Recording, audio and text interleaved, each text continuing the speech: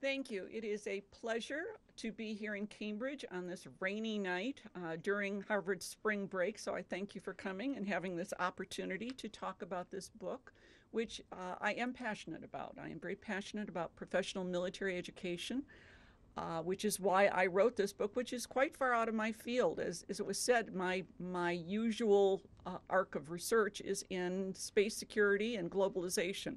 So this is a bit of deviation, but one that I felt it was very important to write about. And so I want to begin by telling you a little bit about what the topic is and why I wrote about it. Professional military education is the system within which most military officers receive their education after enlistment.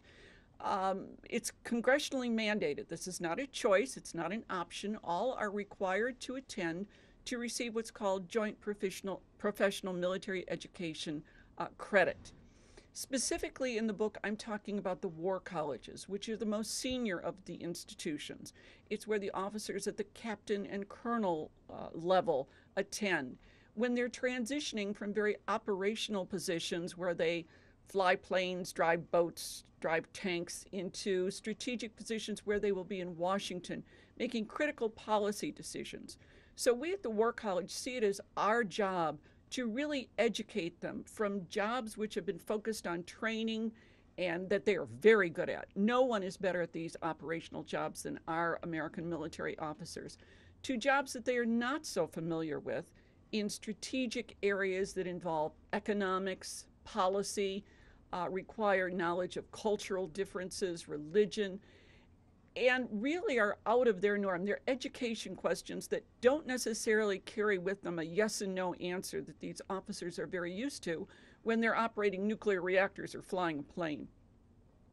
That being said, I contend in the book that we owe it to our officers and to our country to do the best job possible at transitioning them from these operational to these strategic positions, and that we could in fact do better.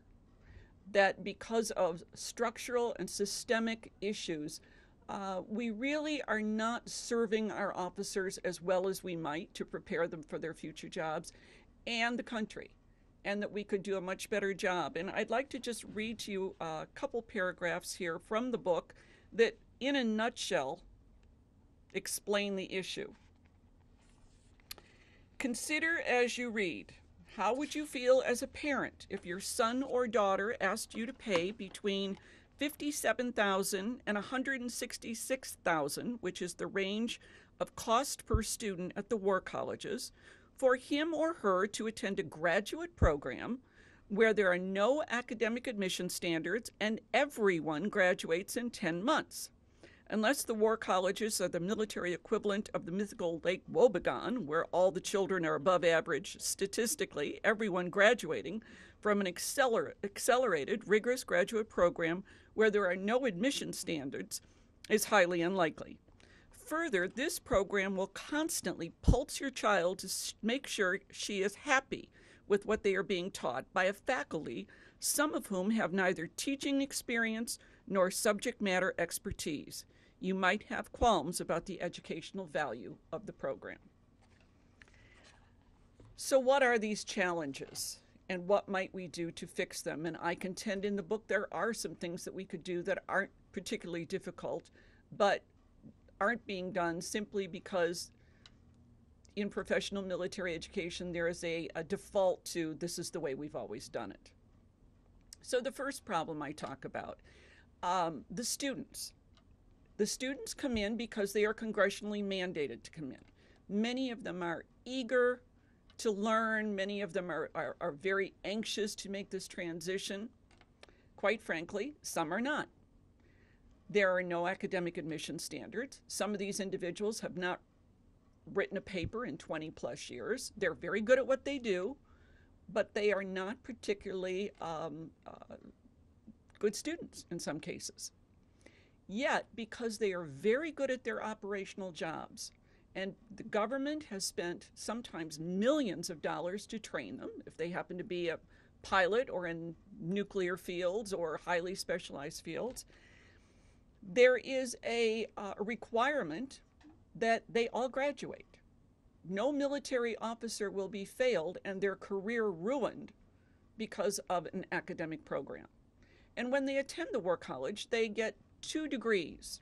One is this Joint Professional Military Education degree, which again is congressionally mandated.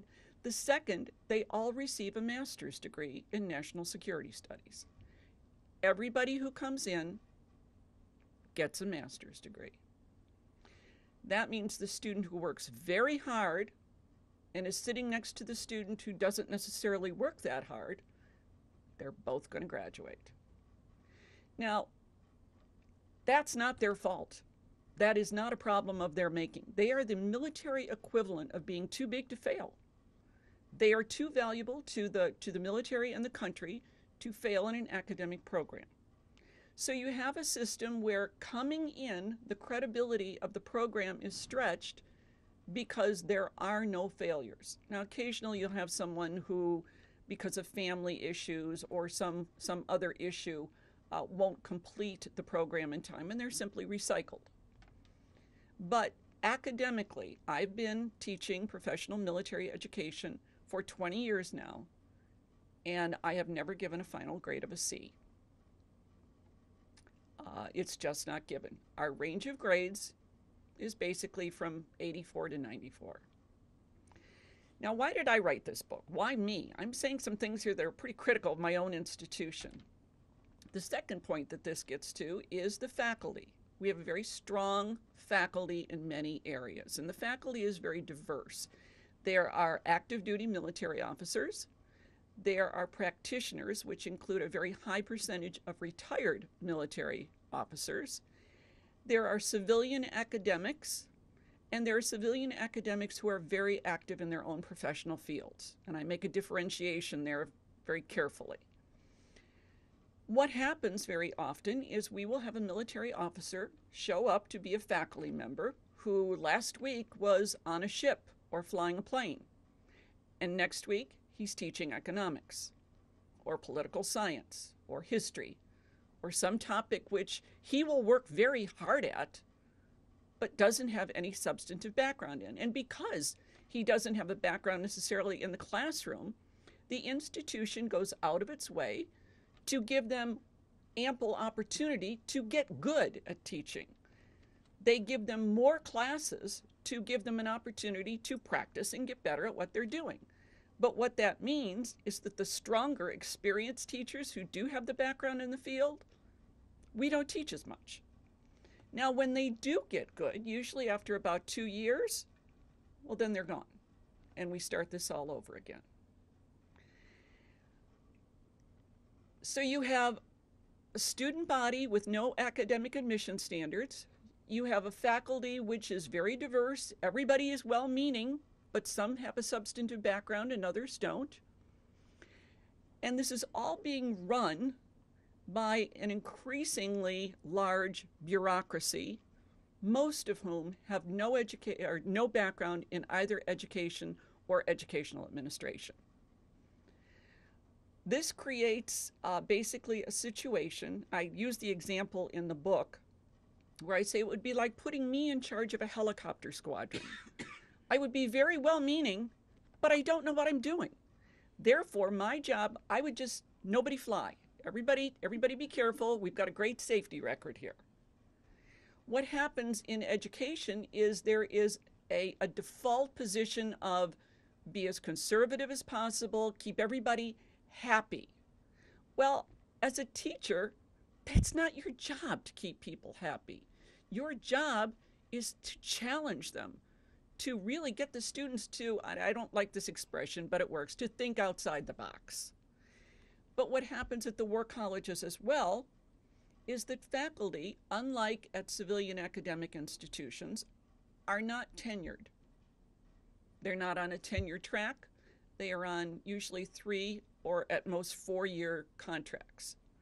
These contracts, to a very large degree initially, renewal of these contracts depends on, do the students like you? Well, what does that do in the classroom? You don't challenge the students because it becomes imperative that they like you. I'm very fortunate. A few years ago, we had a Naval War College president who had a merit-based program policy of granting tenure to a very small number of people.